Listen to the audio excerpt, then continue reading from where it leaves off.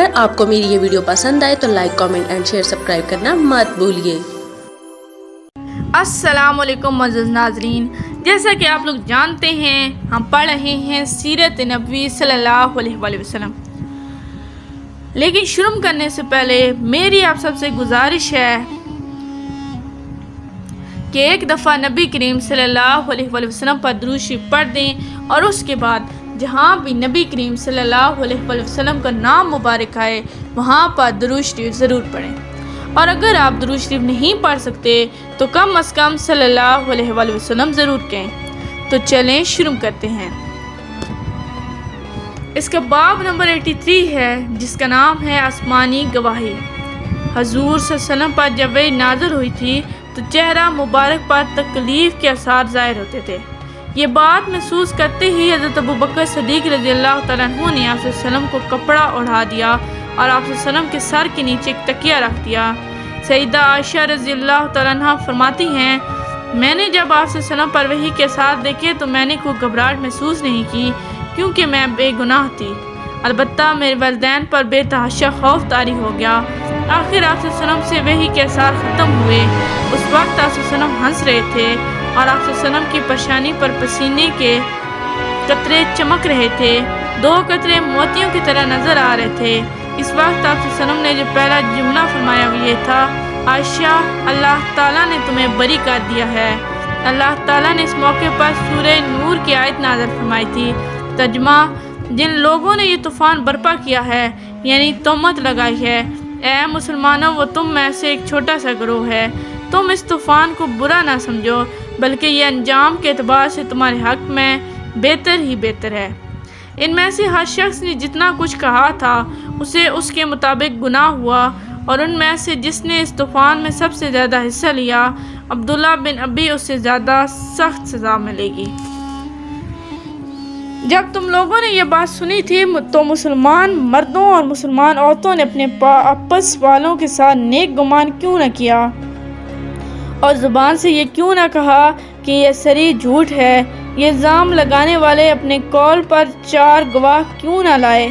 سو قاعدے کے مطابق یہ لوگ 4 گواہ نہیں لائے تو بس اللہ کے نزدیک یہ جھوٹے ہیں، اور اگر تم پر دنیا اور آخرت میں اللہ کا فضل نہ ہوتا تو جس کام میں تم پڑے تھے اس میں تم پر سخت عذاب واقع ہوتا، جبکہ تم اس جھوٹ کو اپنی زبانوں سے نقل در نقل کر رہے تھے اور اپنے منہ سے ایسی باتیں کر رہے تھے جس کی تمہیں کسی دلیل سے قطعاً خبر نہیں تھی، اور تم اس کی ہلکی بات یعنی گناہ واجب نہ کرنے والی سمجھ رہے تھے، حالانکہ وہ اللہ کے نزدیک بہت بھاری بات ہے۔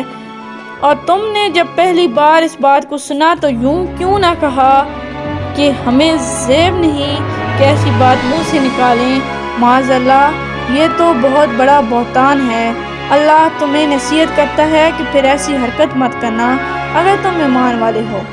اللہ تم سے صاف احکام بیان کرتا ہے اور اللہ جاننے والا ہے اور بڑا حکمت والا ہے۔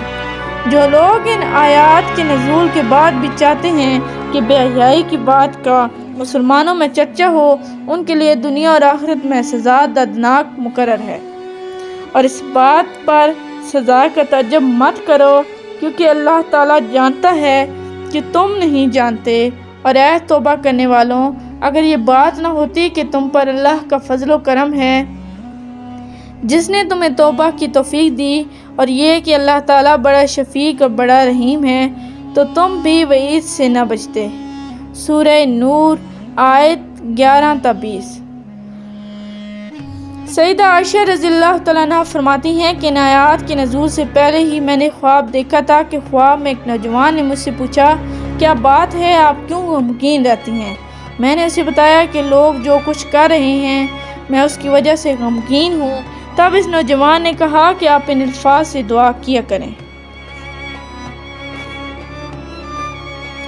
ترجمہ، اے نعمتوں کی تکمیل کرنے والے اور اے غموں کو دور کرنے والے، پریشانیوں کو دور کرنے والے، مصیبتوں کے اندھیرے سے نکالنے والے، فیصلوں میں سب سے زیادہ انصاف کرنے والے اور ظالم سے بدلہ لینے والے، اور اے اول اور اے آخر میری اس پریشانی کو دور فرما دے اور میرے لیے گلو خلاصی کی کوئی راہ نکال دے۔ دعا سن کر میں نے کہا بہت اچھا۔ اس کے بعد میری آنکھ کھل گئی۔ میں نے ان الفاظ میں دعا کی۔ اس کے بعد میرے لیے برات کے دروازے کھول دیے گئے۔ الزام لگانے والوں میں مصطح رضی اللہ تعالیٰ عنہ بھی تھے۔ حضرت ابوبکر صدیق رضی اللہ تعالیٰ عنہ ان کی خبرگیری کرتے تھے، انہوں نے ہی ان کی پرورش کی تھی، لیکن یہ بھی الزام لگانے والوں میں شامل ہو گئے